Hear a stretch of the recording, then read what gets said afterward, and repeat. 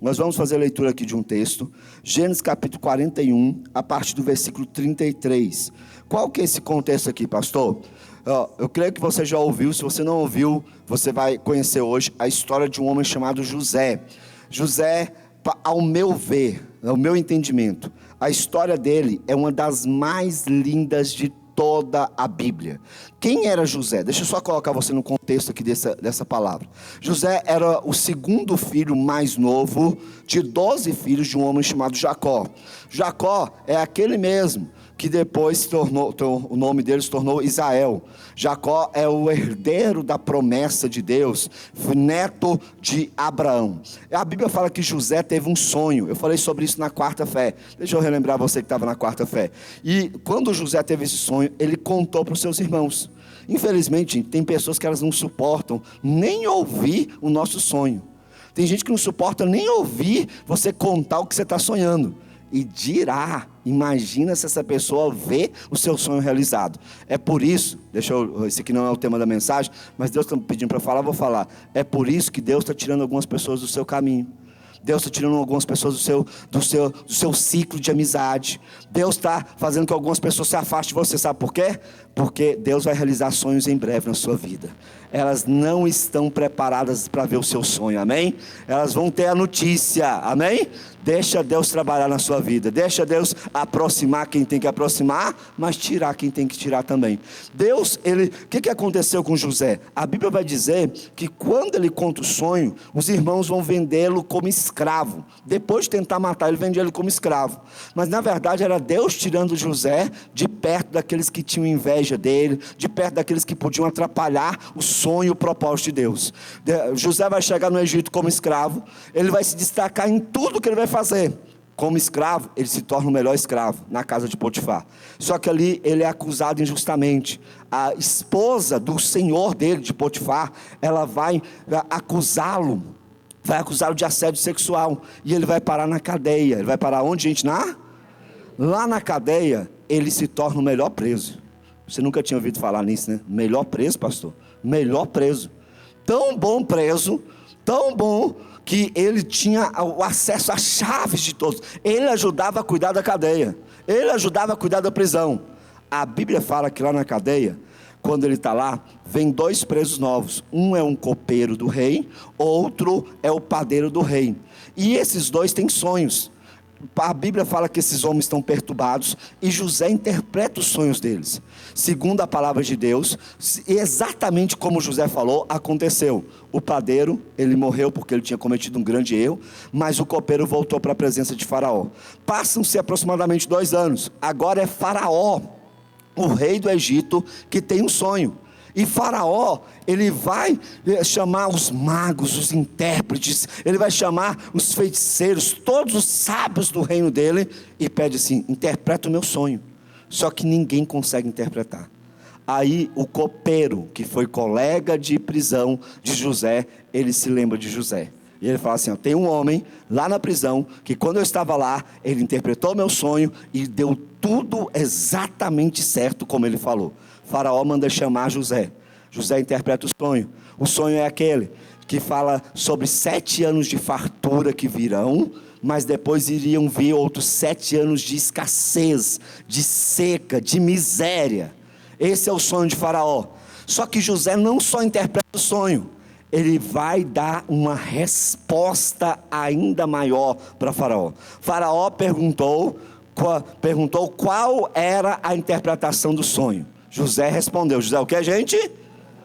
Ele teve o discernimento de Deus e foi resposta ao sonho de Faraó. Só que além disso, José, ele vai dar um conselho para Faraó, que é exatamente onde nós chegamos aqui.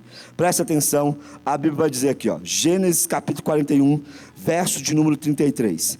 Olha o que aqui José vai falar: procure agora, ó Faraó, um homem criterioso e sábio, e ponha no comando da terra do Egito. O Faraó também deve estabelecer supervisores para recolher 1 quinto da colheita do Egito durante os 7 anos de fartura. Verso 35, eles deverão recolher o que puderem nos anos bons que virão e fazer estoques de trigo que sob o controle de Faraó serão armazenados nas cidades. Verso 36, esse estoque servirá de reserva para os 7 anos de fome que virão sobre o Egito, para que a terra não seja arrasada pela fome. Diga assim: José foi resposta ao sonho e à crise que viria sobre o Egito. Querido, você tem que entender aqui, presta atenção. A palavra está contando aqui. Pode fechar sua Bíblia agora? Eu vou te contar, vou citar o que vai acontecer depois. A palavra está contando que havia um grande problema.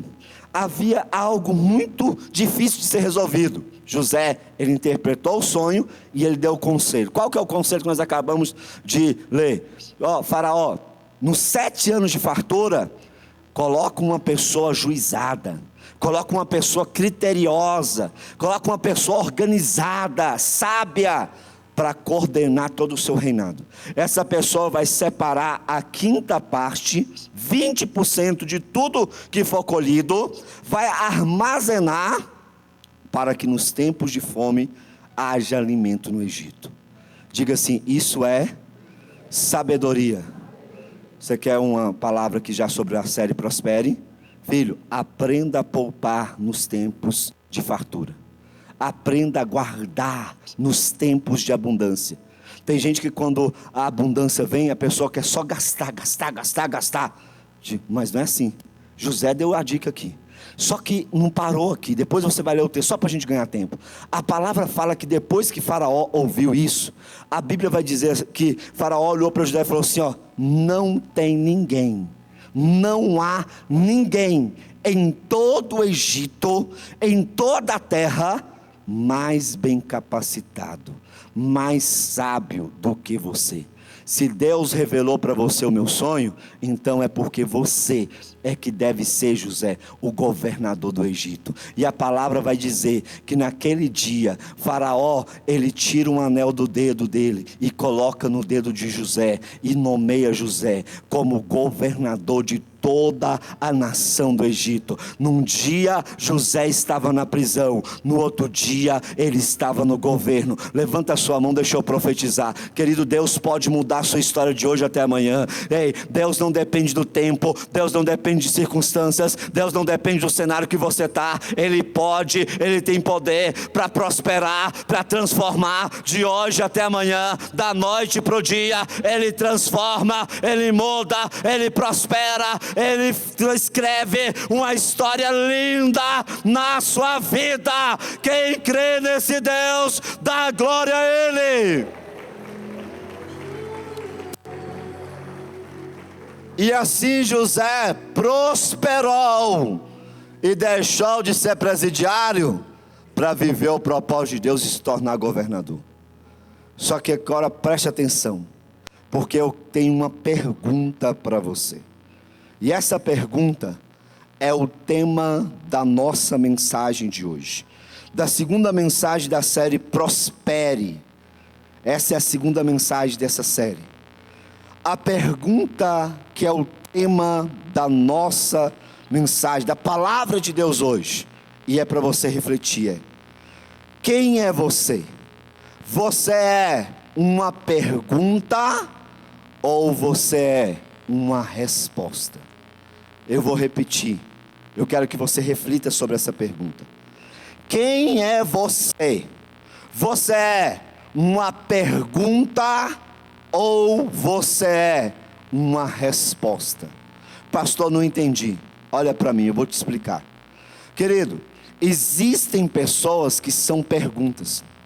A todo momento que você se aproxima delas, em todos os ciclos da vida delas, elas têm questionamentos e perguntas. Elas têm sempre um porquê. Um porquê isso? Por que está acontecendo isso comigo? Por que estão fazendo isso comigo? Por que Deus está permitindo isso? Existem pessoas que elas são excelentes em perguntar. mas elas não têm resposta e não são resposta para ninguém. O problema é que as pessoas que prosperam, tem alguém que quer prosperar aqui? As pessoas que prosperam, elas não são perguntas, elas não carregam com si perguntas, mas elas carregam com si respostas. Respostas vindas de Deus, respostas para as crises, resposta para outras pessoas. Ei, sabe por que José prosperou? Olha para mim, para essa palavra, igual Deus está me mostrando aqui, igual Deus revelou essa palavra para nós hoje. Sabe por que José prosperou? Porque havia uma pergunta no coração de Faraó, havia uma pergunta para a nação do Egito, e José foi a resposta daquela pergunta. Ei, ninguém conseguiu responder Faraó, ninguém conseguiu interpretar aqueles sonhos, mas José era a resposta de Deus ali, com palavra, com direção, com unção, com poder. Quem é resposta, Deus prospera. Levanta a sua mão e recebe. Ei, querido, você não será pergunta, você será resposta. Por onde você for, as pessoas terão perguntas, mas diante de Deus e vindo de Deus, você terá respostas. Aleluia! Bate no peito assim, diga assim: eu sou resposta. Ei, olha o que acontece na vida de uma pessoa que é resposta e não pergunta. Depois você lê a história de José. José sofreu muito, muito. Foi injustiçado, nós falamos isso na quarta-feira. Só que você não vai encontrar José fazendo perguntas, nem para Deus, nem para as pessoas, Oderico. José não andava pelos cantos perguntando. Sabe por quê? Porque José carregava a resposta de Deus na vida dele. Ele sabia: eu estou escravo, hoje eu sou escravo, mas eu sei o que eu vou ser nessa nação. Eu sei do sonho que Deus me deu. Eu sei da unção que eu carrego. Ei, hoje eu estou por baixo, hoje eu estou sendo humilhado, mas eu sou resposta de Deus. Ei, o que vai tirar você das suas prisões não são as perguntas que você está procurando responder, mas é a resposta que Deus quer tornar você. Eu vou repetir: o que vai libertar você, o que vai tirar você desse cativeiro que você está vivendo, não são as perguntas que você vive fazendo para as pessoas e até para o próprio Deus, mas é a resposta a qual Deus quer que você se torne no cenário que você vive. José estava na cadeia e ele foi resposta para o copeiro. José estava na cadeia e foi resposta para o padeiro. José estava na cadeia e ele foi resposta para Faraó, e por isso ele prosperou. Não é o lugar que você está, é o que você carrega. Bate no peito de novo e fala assim: eu sou resposta para esse mundo. Pastor, isso é importante. Vamos lá, presta atenção aqui, ó. Por que muitas pessoas, elas não prosperam? Porque elas não são resposta. Por que elas não são resposta? Porque se é tão importante, pastor, se é algo tão relevante, por que muitas pessoas não são resposta? Deixa eu abrir esse parênteses aqui antes de eu te mostrar o quanto é importante ser resposta. Sabe por quê? Porque tem muitas pessoas que ainda estão com o coração cheio de mágoas. Cheio de quê, gente? Ei, se o seu coração estiver cheio de rancor e mágoa, não tem lugar para as respostas de Deus aí. Não tem lugar. Ei, se José fosse uma pessoa cheia de rancor e mágoa, Deus não teria colocado ele como resposta para o Egito. Porque Deus, na verdade, não estava preparando José para ser resposta só para o Egito, não. José foi a resposta lá na frente para a família dele, para o pai dele, para os irmãos dele, para os mesmos que o magoaram, os mesmos que tentaram matá-lo, os mesmos que venderam ele, tiveram que ir lá comprar alimento na mão de José, e tiveram que reconhecer que a resposta para a crise na vida deles era José. Escute o que eu vou te dizer. Tem muita pessoa que desfez de você, que te magoou, que foi injusta com você, que te traiu, que essa pessoa te feriu, que Deus vai colocar ela diante de você de novo. E ela vai ter que vir aqui, ó. Gente, sabe aquele ditado? Vai ter que comer na mão? Essa pessoa vai ter que fazer isso. Ela vai comer na sua mão. Só que presta atenção, não é para você humilhar essa pessoa, não. Não é para você pisar nela, não. É para você mostrar que o tempo todo você era a resposta de Deus, e você vai ser resposta até para os seus inimigos, até para quem não gosta de você. Só que como que eu vou me tornar isso, pastor? Diga assim: o meu coração não pode ter mágoa, não pode ter rancor. Então, se você precisa perdoar alguém, filho, hoje é o dia. Se você quer se tornar a resposta, libera perdão hoje. Se você quer se tornar a resposta hoje, limpa o seu coração, deixa Deus limpar o seu coração. Sabe por que muitas pessoas não são resposta? Porque elas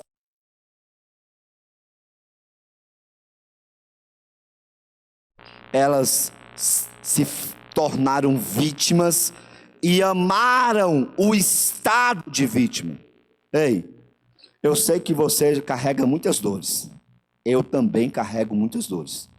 Mas deixa eu te contar. Vítimas não vencem. Vítimas não vencem. Vítimas não têm respostas. Vítimas, elas querem a resposta. Elas estão perguntando: por que me fizeram isso? Enquanto você estiver fazendo o papel de vítima, estiver se vitimizando, você não terá resposta. Você não será resposta para ninguém. Você vai continuar nesse estado de dor e sofrimento. Deus não te fez como vítima. Deus não quer você como vítima. Deus quer você como resposta. Pastor, por que muitas pessoas elas não são resposta? Sabe por quê? Porque elas estão esperando os outros fazerem, em vez delas fazerem. Elas estão esperando que alguém faça por elas aquilo que Deus está dizendo assim, ó: você está aí para fazer pelos outros. Ei, tem gente que enquanto quem é resposta está orando, tem pessoa que é pergunta e só está pedindo oração. Querido, sai dessa condição.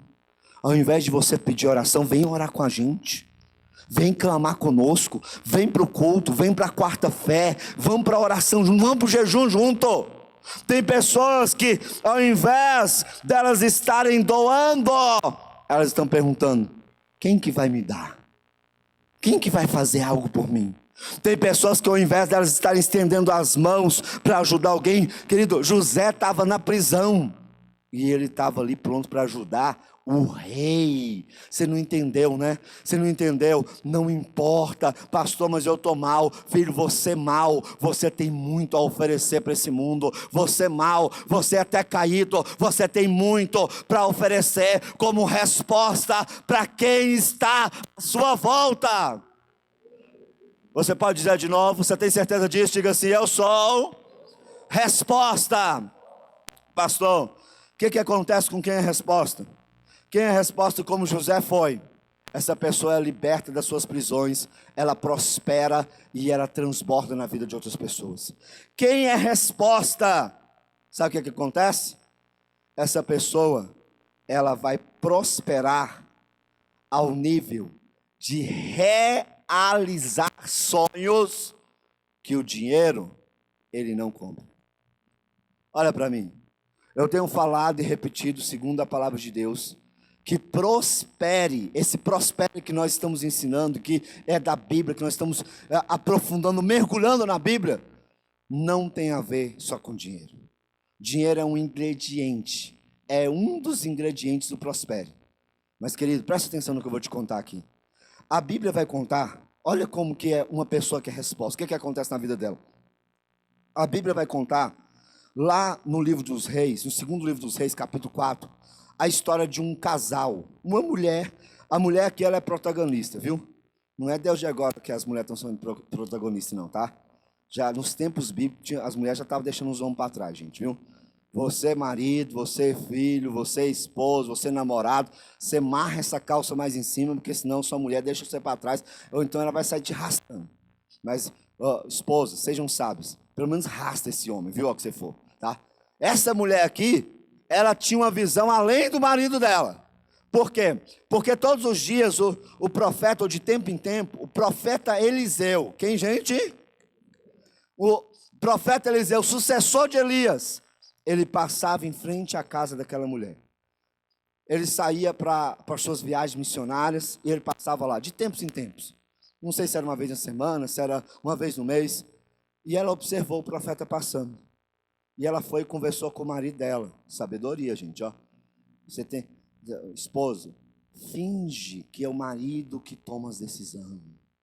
Deixa nós pensar que somos nós que estamos fazendo o negócio acontecer. Deixa nós pensar que a ideia foi nossa. Vocês vão ganhar muito com isso. Tá? Ela chegou no marido e falou assim: meu bem, o profeta está passando sempre aqui na porta de casa. Vamos preparar um café para ele e para o seu auxiliar. Quando ele passar, a gente chama ele para tomar esse cafezinho. Olha, ela começou a enxergar uma necessidade do profeta. Não que, gente? Quem é resposta enxerga necessidades. Quem é resposta entra nos lugares, entra na igreja, olha para o profeta, olha para o líder e começa a observar, não é os defeitos não, filho, é as necessidades do profeta, é as necessidades da casa de Deus. Esse homem está passando aqui, ele deve ficar com fome, porque ele é crente, né? Crente tem uma fome que é daquelas, né? Então vamos preparar um café para ela, amor? Vamos. O marido falou assim: vamos, está aprovado. Eu que falei para fazer o café. E achou bom, né? Sempre que Eliseu passava, tinha um café na casa daquela mulher, a mulher de Sunem, a sunamita.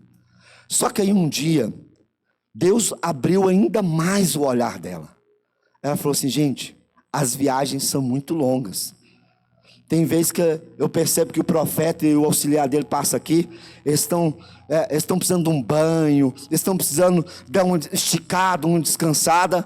Ela vai de novo no marido, para o marido ficar pensando que é ele que manda, gente. Aprende, mulher. Ela vai lá e fala assim: amor, oi meu bem, o que você acha, para a gente honrar o profeta, da gente construir aqui, ó, em cima da nossa casa, um quarto para ele, uma obra de pedreiro. Quando a Bíblia fala de obra de pedreiro, fala de coisa que ia gastar muito dinheiro. A maioria das casas naquele tempo e das ocupações, das moradias, eram feitas de madeira.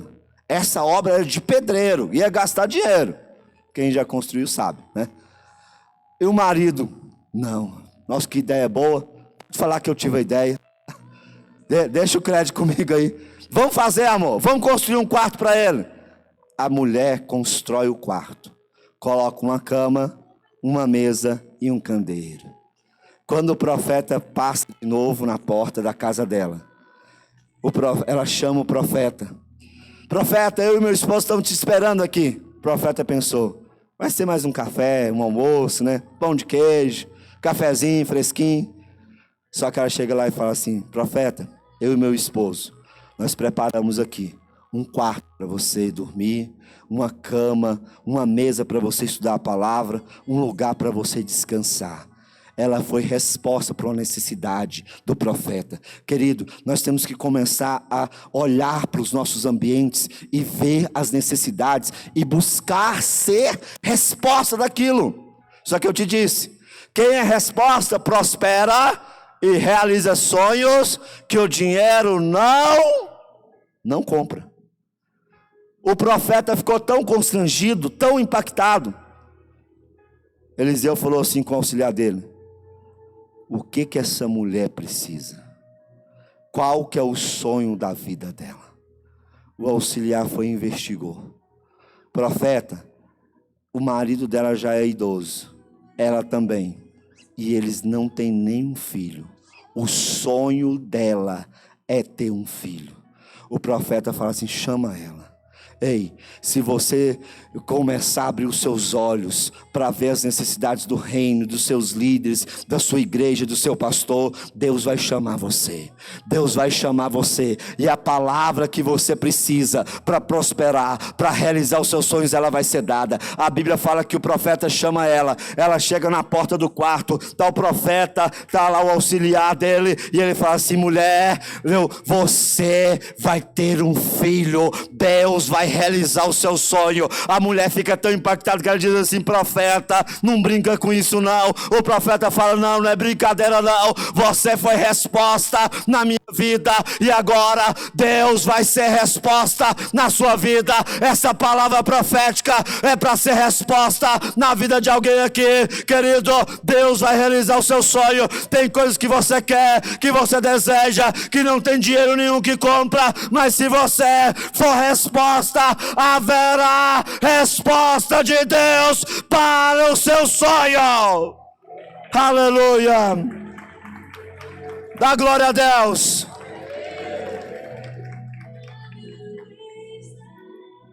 Bate no peito e diga assim: eu sou resposta.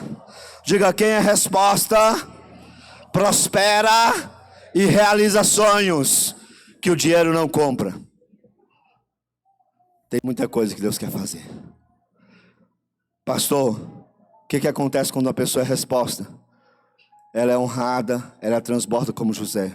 Ela realiza sonhos como aquela mulher realizou aquela sunamita. E quando uma pessoa é resposta, ela prospera e ela salva vidas. Ela salva vidas. A Bíblia vai contar, depois você lê, só para a gente ganhar tempo. Daniel capítulo 2. Livro do profeta Daniel capítulo 2. Daniel é outra história semelhante de José. Daniel é um jovem que ele vive na nação da Babilônia. Ele está ali no cativeiro babilônico. Daniel está distante do seu povo, distante da sua terra, e vai acontecer algo aqui. Outra vez, agora o rei da Babilônia, ele tem um sonho. Ele tem o que, gente? Ei, Deus vai fazer pessoas sonhar para você ser resposta, viu? Deus vai dar sonho para pessoas grandes e você vai ser a resposta desse sonho, amém? O rei sonha, e o sonho do rei deixa ele perturbado. E o rei chama também ali os seus sábios, os magos, os feiticeiros, todos os intérpretes do seu reino. E o rei diz assim, está no capítulo 2 de Daniel: eu quero que vocês interpretem o meu sonho. Esse sonho me deixou perturbado. Os magos, já acostumados a interpretar muitos sonhos, eles falam assim: tudo bem, rei, só nos conte o sonho e nós vamos interpretá-lo. Gente, esse dia Deus colocou um negócio nesse rei. Esse dia Deus colocou um trem na cabeça dele. E o rei falou assim: não, vocês vão interpretar, mas eu não vou contar o sonho. Vocês vão ter que adivinhar qual que é o sonho que eu tive. Você entendeu a dificuldade do negócio? Eu sonhei, eu não vou contar o sonho, e eu quero que vocês interpretem. Aí alguém falou lá no meio dos magos: rei, isso é impossível. Somente os deuses têm esse poder, e eles não habitam entre os homens. Ei, eles não sabiam que Deus não habitava entre os homens, mas Deus estava com os homens dele. A Bíblia fala que o rei fala assim: o quê? Então agora vai piorar, porque se vocês não interpretar o sonho, não adivinhar o sonho, eu vou matar todo mundo.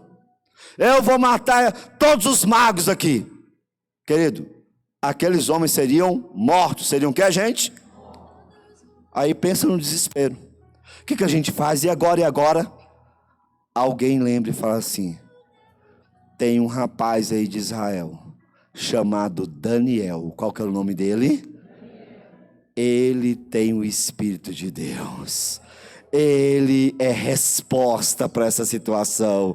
Ele tem a resposta. Ei, querido, levanta a mão, deixa eu profetizar. Ei, em algum lugar vai surgir um problema. Em algum lugar vai surgir uma situação. E só você vai ter a resposta para essa situação. Só você. Deus vai iluminar você para clarear aquele lugar. Deus vai dar a você a chave. E alguém vai lembrar do seu nome. Alguém vai lembrar de você e vai te chamar para ser resposta e prosperar e salvar vidas.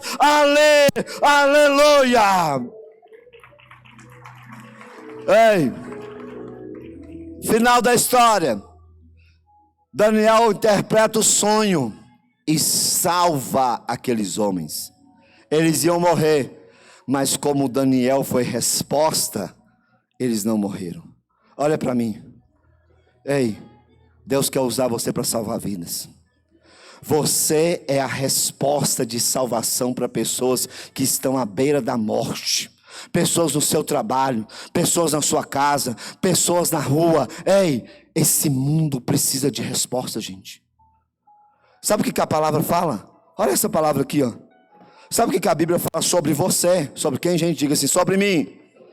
A Bíblia fala que você, nós somos a carta de Deus escrita para esse mundo. Deus escreveu através da sua vida, Deus escreveu através do seu testemunho uma carta que é resposta de salvação para esse mundo. Sabe o que a Bíblia fala sobre mim, sobre você?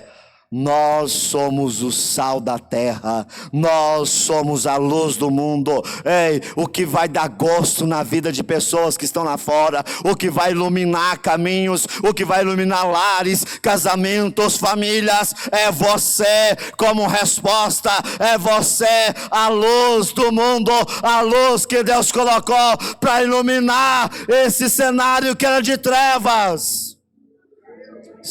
Ei, a palavra diz, em Romanos, o apóstolo Paulo escreveu, a natureza, referindo-se ao mundo, aguarda com expectativa a manifestação dos filhos de Deus.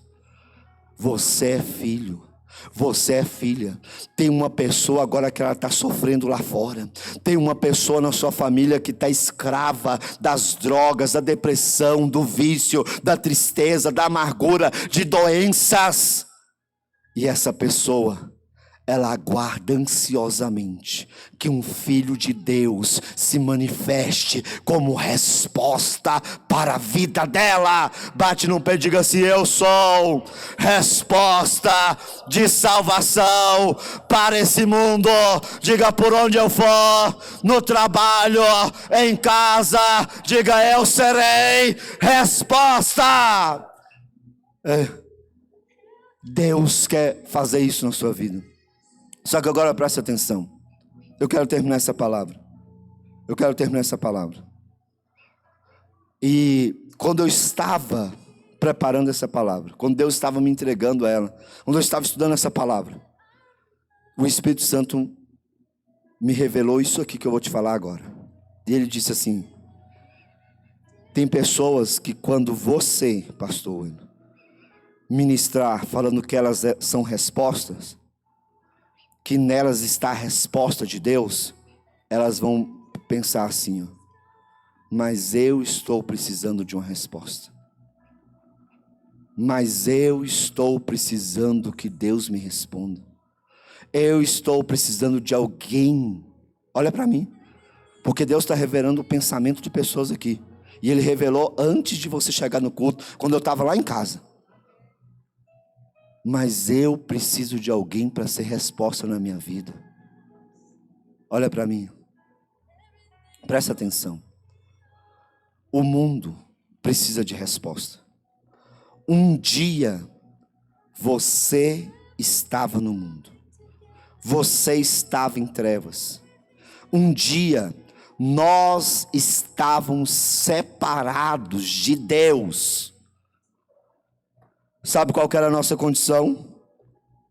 Perdição, sem esperança, destruídos com o pecado, escravos de vícios, escravos do pecado, uma vida sem sentido, uma vida que necessitava de anestésicos para ter momentos de prazer. Mas presta atenção no que eu vou te dizer aqui. Quero abrir um versículo bíblico, mas antes deixa eu te passar aqui uma aula de português.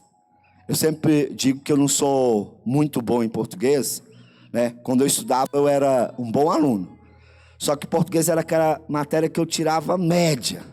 Aí eu tenho que me esforçar mais para aprender algumas coisas. Presta atenção aqui, antes da gente ler o versículo, João 3,16. Uma das questões que mais cai em vestibular, que mais confunde, redação, que faz o pessoal perder ponto, vai servir até para você aqui, ó. Você vai prestar vestibular, fazer concurso, é o uso da palavra porquê. Coloca para mim a imagem no telão, por favor. O português, gente, segundo as pessoas lá fora, é uma das línguas mais difíceis de ser estudada, viu? O inglês é legal, né? Parece que tudo é igual lá. Mas o português, olha, são 4 formas diferentes de escrever a mesma palavra, a palavra porquê. Só que eu quero que você atenta para essas 2 primeiras formas aqui, ó. Quando o porquê é separado, é porque isso vai cair no vestibular, viu? Vai cair no seu curso, viu? Estou te ajudando aqui já. Quando o porquê é junto e sem acento, é porque é uma. Tem outros 2 empregos ali do porquê, tem 2 formas de pregar lá. O porquê separado com acento, porquê junto com acento. Eu não vou nem entrar nessa parte, mas eu quero que você lembre disso aqui, ó. Porquê separado é uma, porquê junto é uma. Coloca para mim João 3,16. Olha, o mundo clamava por um Salvador. O mundo clamava por uma resposta. Como que começa ali? Qual que é a palavra? Esse porquê está junto ou está separado, gente? Então esse porquê traz o quê? Uma pergunta ou uma resposta? Essa aqui é a sua resposta. Essa é a resposta da humanidade. Porque Deus tanto amou o mundo, que deu o seu Filho unigênito, para que todo aquele que nele crê não pereça, mas tenha a vida eterna. Ei, a resposta que você precisa, Deus já te deu. A resposta que eu preciso, Deus já me deu na cruz do Calvário. Ei, você já tem a resposta da sua vida, querido. Eu já tenho a resposta da minha vida. Sabe onde ela foi escrita? Na cruz, com o sangue de Jesus. Você quer uma resposta? Essa resposta está em Jesus. Ele é tudo o que você precisa. Ele é tudo que a sua casa precisa. Ele é tudo o que precisamos para prosperar, para cumprir nossos propósitos. Quando o mundo clamava por resposta, quando o mundo clamava, ansiava por Deus, Deus deu a resposta na cruz. O nome dessa resposta é Jesus. Sabe por que Deus está te dizendo hoje que você é resposta? Que Ele não quer que você seja uma pergunta? Porque você já conhece Jesus. Você já conhece o Salvador. E hoje, na Santa Ceia, nós vamos renovar a nossa aliança com Ele. Se você quer ser resposta de Deus, se você quer que Ele limpe o seu coração, se você quer que Ele te fortaleça, que Ele não deixe você se apegar ao sofrimento, viver como vítima nessa terra, se você quer prosperar como uma resposta para a sua casa, para a sua família, para as pessoas, para essa cidade, eu quero que você ore a Ele agora e fale isso. Se você puder, dobre os seus joelhos aí agora, onde você está. Se você pode, dobre os seus joelhos. Talvez há alguma situação ainda que te impede de viver isso que foi ministrado. Talvez você não se entregou ainda como resposta de Deus. Ah, pastor, tem algumas coisas na minha vida que eu não abri para Deus ainda. Tem algumas coisas na minha vida que eu não entreguei